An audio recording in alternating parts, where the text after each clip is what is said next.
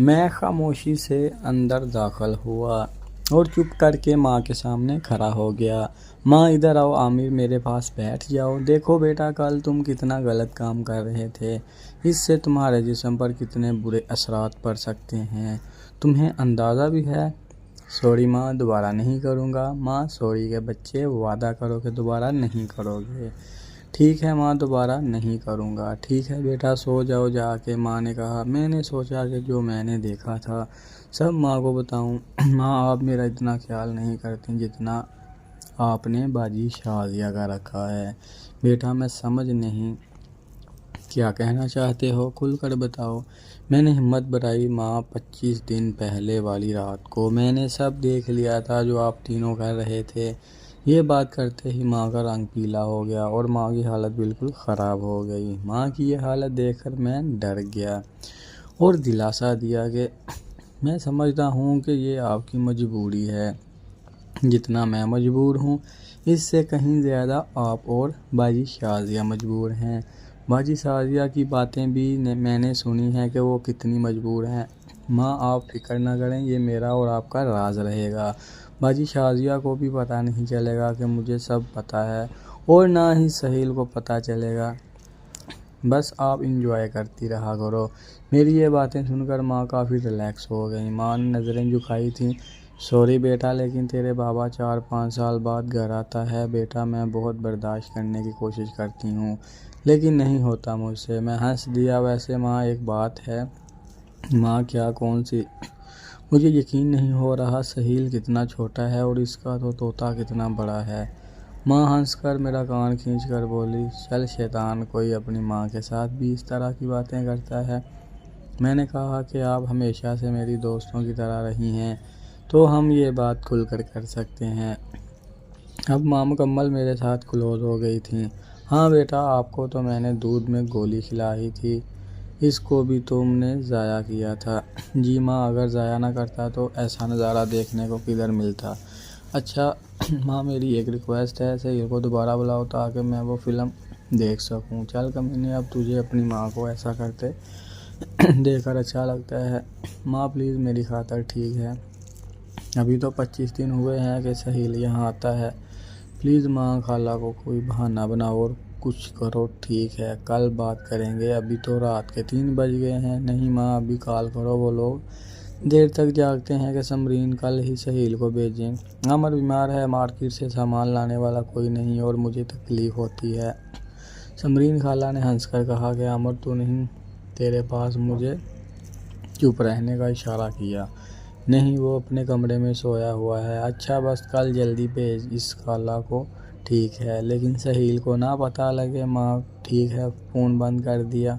मैंने माँ को हैरान नज़रों से देखा। माँ, खाला को भी पता है? हाँ बेटा, इसकी मर्ज़ी से ये होता है, लेकिन सहील को नहीं पता। ठीक है माँ, बस जल्दी से सहील आ जाए, बहुत जल्दी है मुझे। माँ हंसकर बोली। मैं हंसकर इस दफ़ा मेरे सामने खड़ा। ठीक है। माँ बोली, नहीं बेटा, ये नहीं हो सकता, सहील को पता चल जाएगा। मैंने कब कहा कि सहील को पता लगेगा? बस वैसे ही मेरे कमरे में एक बेड और एक चारपाई पर मैं सो जाऊंगा और बेड पर आप दोनों रहोगे और गोली का बहाना करना कि इसको गोली खिलाई है।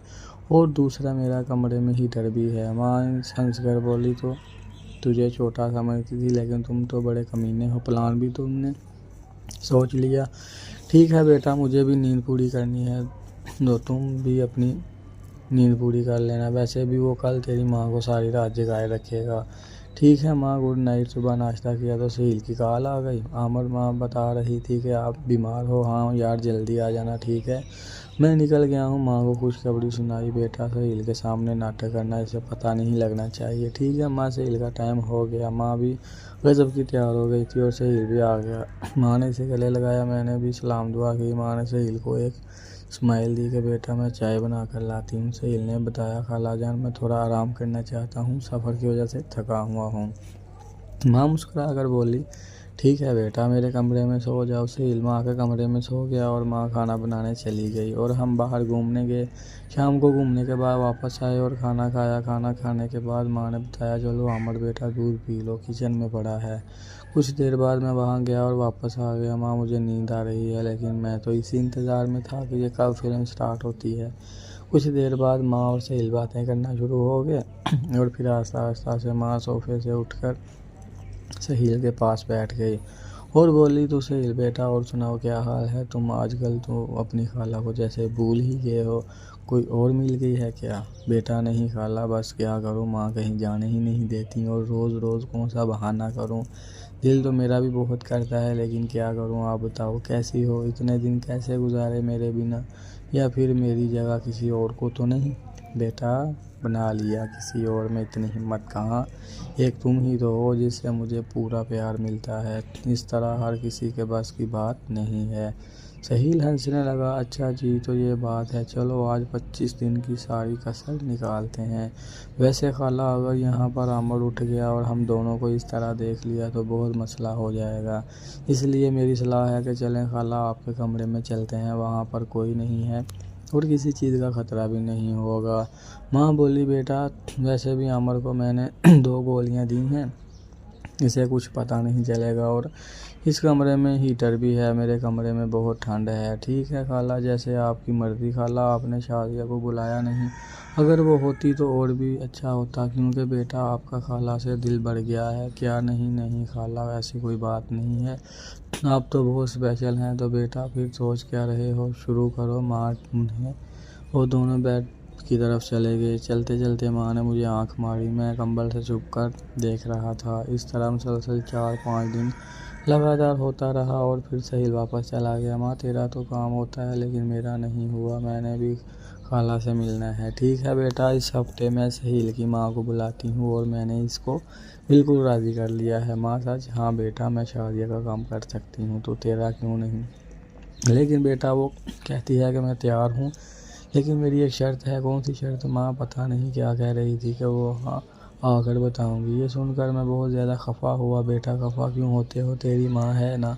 अगले हफ्ते आंटी समरीन यानी सुहेल की माँ आ गई। ये बात सोचकर मैं बहुत ज़्यादा शर्मा रहा था। समरीन आंटी मुझे अजीब नज़रों से देख रही थी। फिर माँ से बोली, समरीन आंटी, अरे आई माँ, मेरा भांजा तो बहुत शर्माता है, तो फिर इस तरह कैसे बनेगा काम। और आंटी ने एक ज़ोरदार कहका लगाया, जिस पर माँ भी हंस पड़ी। रात हुई और मैं बहुत ज़्यादा परेशान था कि किस तरह मैं स्टार्ट लूँगा और कैसे होगा। और फिर वक़्त का पता ही न चला रहा था। 8 बजे के बाद माँ और आंटी दोनों अपने कमरे में चले गए।